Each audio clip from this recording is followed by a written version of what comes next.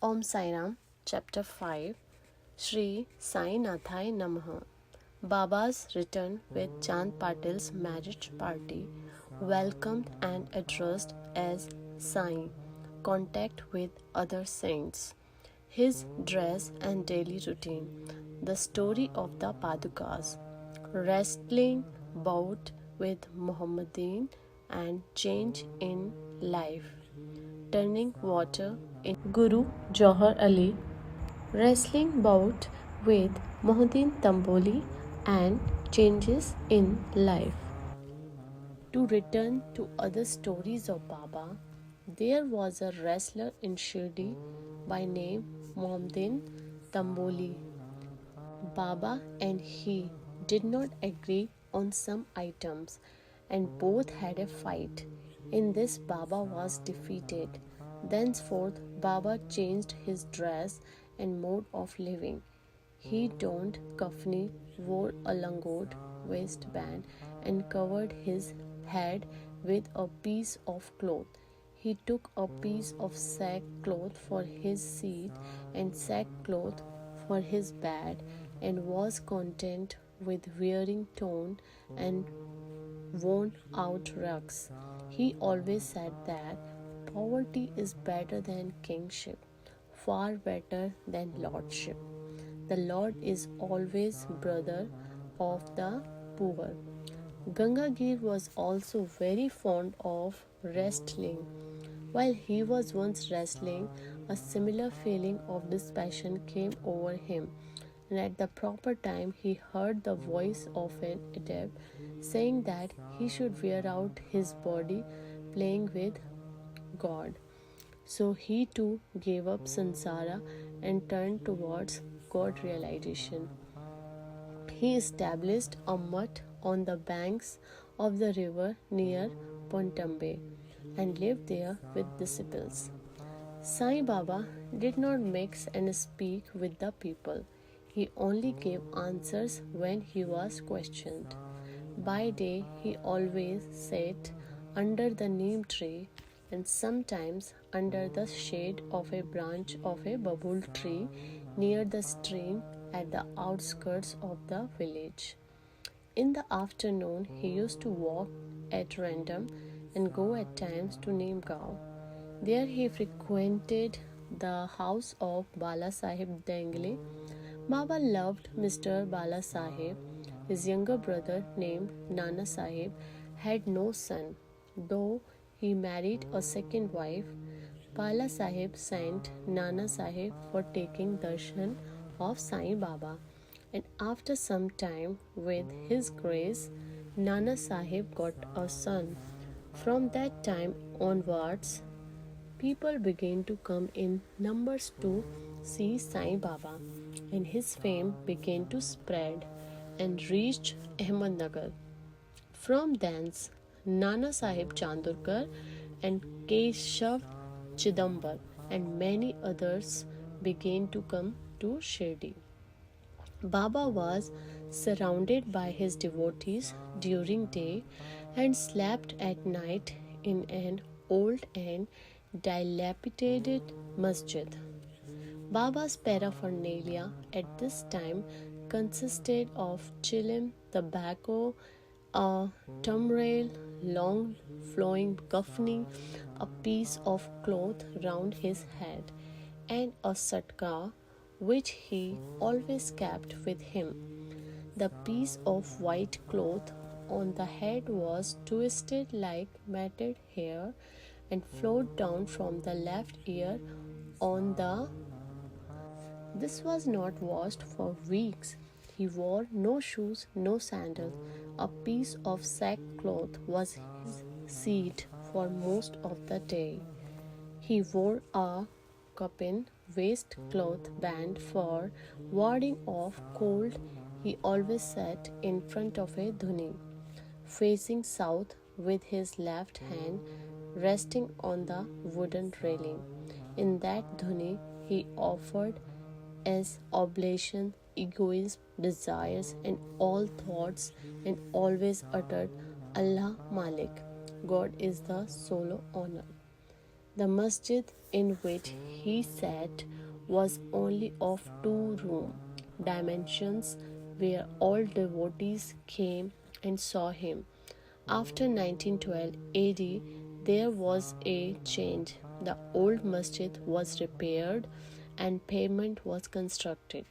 Before Baba came to live in the masjid, he lived for a long time in a place Thakia, where with ghungar, small bells on his legs, Baba danced beautifully, sang with tender love. Turning water into oil. Sai Baba was very fond of lights. He used to borrow oil from shopkeepers and keep lamps burning the whole night in the masjid and temple. This went on for some time. The Banyas, who supplied oil gratis, once met together and decided not to give him oil. When, as usual, Baba went to ask for oil, they all gave him a distinct number. Unperturbed, Baba returned to the masjid and kept the dry wicks in the lamps. The Baniyas were watching him with curiosity. Baba took the tambrel, which contained very little of oil, like few drops, put water into it and drank it and forced it fall in the container. After consecrating the tin pot in this way, he again took water in the tin pot and filled all the lamps with it and lighted them. To the surprise and dismay of the watching Banyas, the lamps began to burn and kept burning the whole night. The Banyas repented and apologized. Baba forgave them and asked them to be more truthful in future. Guru Javhar Ali. First year after the wrestling about mentioned above, one fakir from Ahmednagar by name Javhar Ali came to Rahta with his disciples and stayed in Bakhal near Virbhadra temple. The fakir was learned, could repeat the whole Quran, and had a sweet tongue. Many religious and devout people of the village came to him and began to respect him. With the help of the people, he started to build an Eidgah, a wall before which Mohammedans pray on Eidgah day. Near the Virbhadra temple, there was some quarrel about this affair, on account of which Javhar Ali had to leave Rahta. Then he came to Shri and lived in the masjid with Baba. People were captured by his sweet talk and he began to call Baba his disciple. Baba did not object and consented to be his chela. Then both Guru and Chela decided to return to Rahta and live there. The Guru never knew disciple's worth, but the disciple knew the defects of the Guru.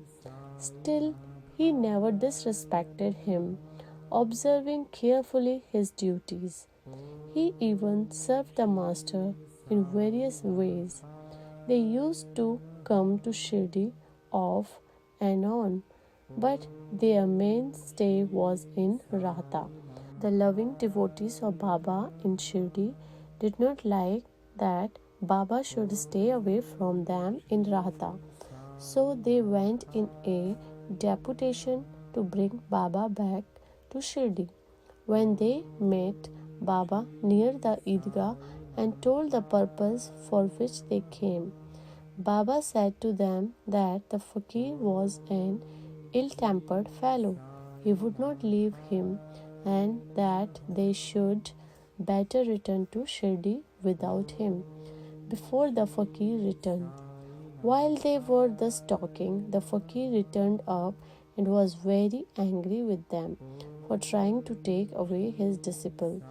There was some discussion and altercation, and it was finally decided that both the Guru and Chela should return to Shirdi.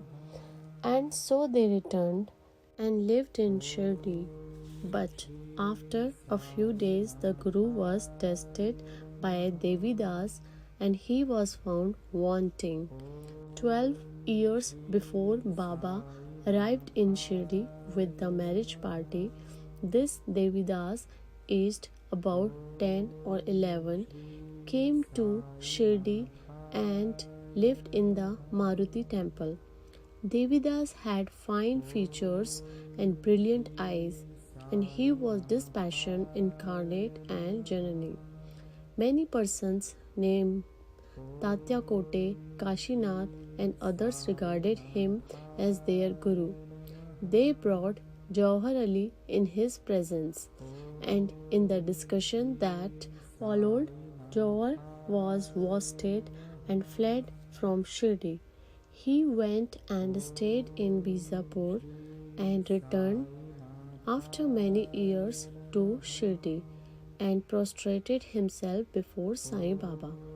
The delusion that he was Guru and Sai Baba his Chela was cleared away, and as he repented, Sai Baba treated him with respect.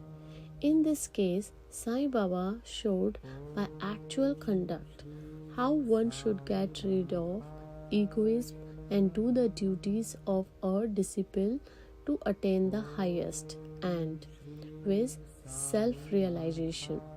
This story is told here according to the version given by Mahalsapati, a great devotee of Baba. In the next chapter will be described Ram Navami festival, the masjid, its former condition and later improvement, etc. Om Namo Shri Sai Nathai Namaha. End of chapter 5. Bout to Shri Sai, peace be to all. Om Sai Ram.